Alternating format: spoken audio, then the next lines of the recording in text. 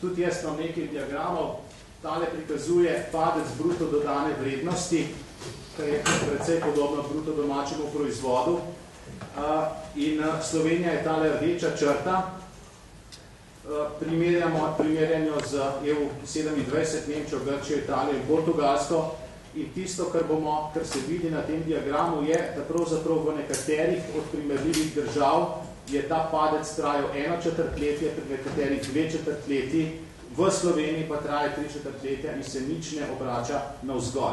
Kriza je povsod, kriza je za vse, ampak tisti, ki znajo na to krizo odreagirati, tisti, ki so sprejeli neke ukrepe, za tiste je ta kriza krajša in za tiste je ta kriza manj globoka. Predsednik je že omenjal, da smo si v strategiji razvoja Slovenije zadali, da bi v naslednjem desetletju ujeli povprečno razvitost EU27. Rdeča črta spet Slovenija, imeli smo dober trend, bližali smo se tudi naslednji državi, ki je tik pred nami, to je Grčiji, ampak kot kaže, bomo v enem letu nekako porušili vse, kar smo v 4 letih naredili. Skratka, vrnili se bomo tja nekam, kjer smo bili leta 2004. In to je relativno. Vse države so imele krizo, pri vseh državah je padec bruto domačega proizvoda, ampak v Sloveniji je ta padec večji kot drugje in zato smo pravzaprav to konvergenco prekinili oziroma smo se ji odpovedali. Zdaj, še tretja slika, če začnem od spodaj, kaže pravzaprav, kaj vse v Sloveniji pada, kje se vse stvari zmanjšujejo.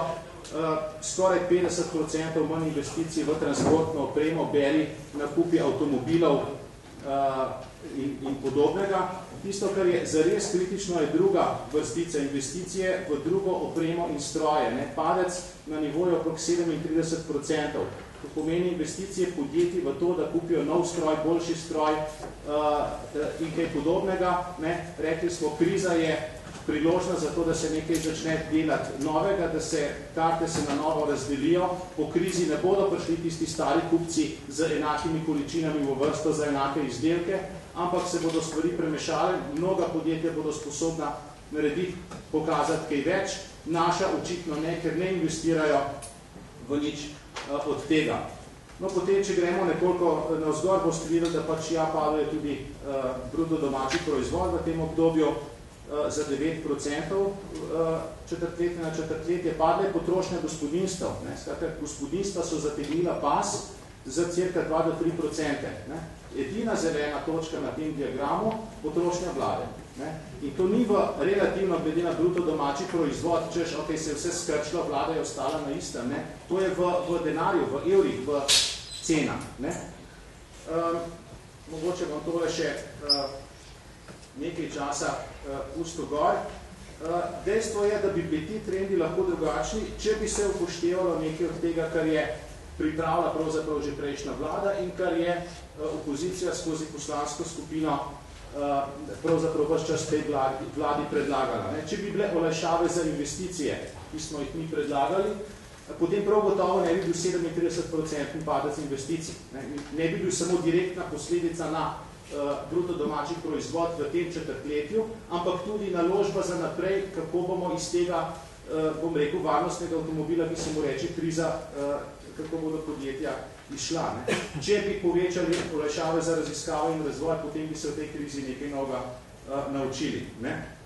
Če bi imeli tisto subvencijo, ki bi bila lahko majhna za zamenjavo iztrošenih neekoloških avtomobilov z novejšimi, potem tale padec ne bi bil pri transportnih sredstvih tako drastičen in bi država tudi skozi DDV, ki bi ga ljudje plačali oziroma ostale davščine na tem področju nekaj zaslužila.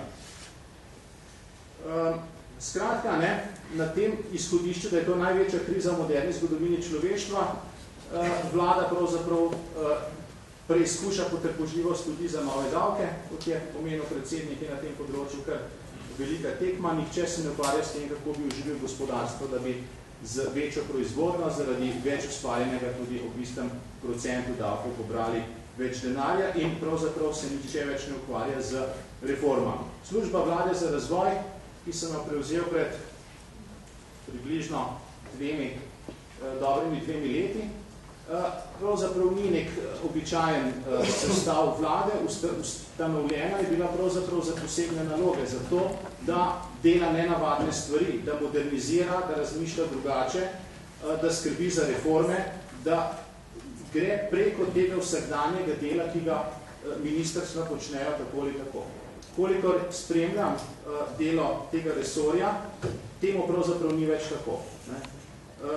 Opravljajo dela, ki bi jih mogel po eni strani delati kabinet predsednika vlade, torej usklajevanja različnih stvari med različnimi ministrstvi.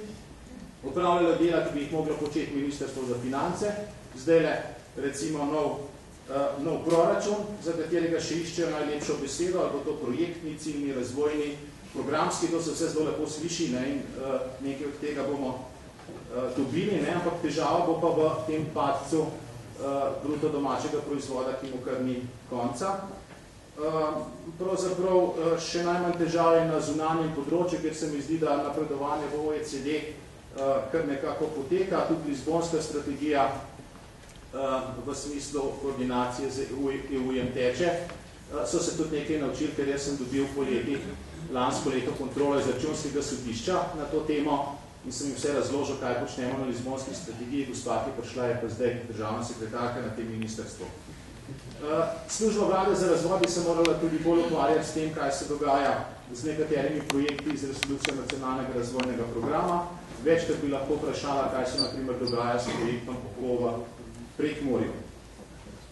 Črpanje sredstev EU sicer ni osnovna naloga te službe, pa vendar rezultati številke, ki jih imamo, so katastrofalne.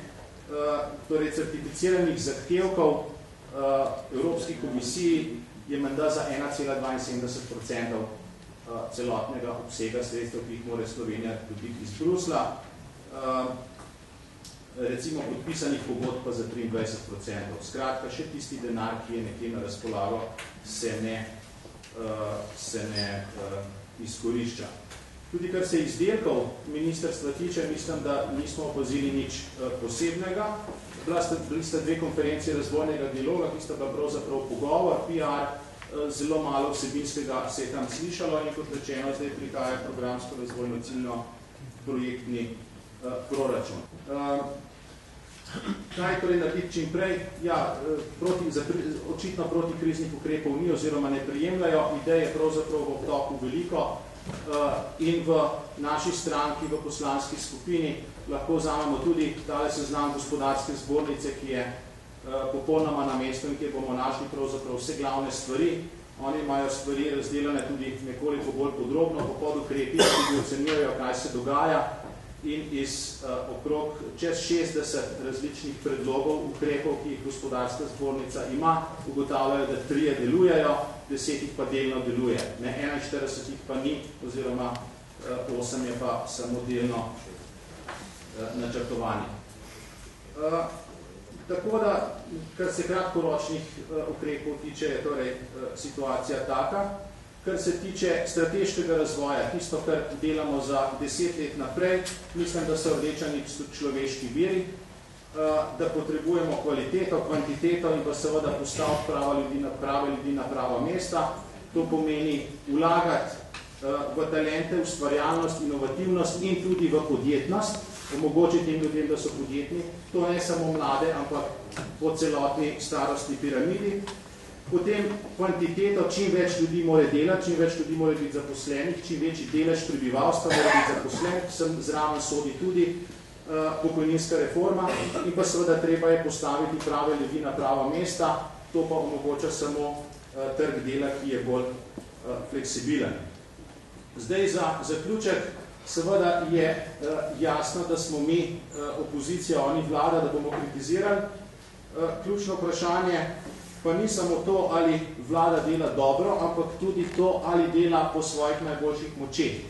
Ali verjamemo, da je kriza njena prva skrb, ali verjamemo, da se je maksimalno potrudila za reševanje krize, ali verjamemo, da so vsi drugi problemi, s katerimi se vlada ukvarja, pravzaprav v ozadju, nepomembni v primerjavi s krizo.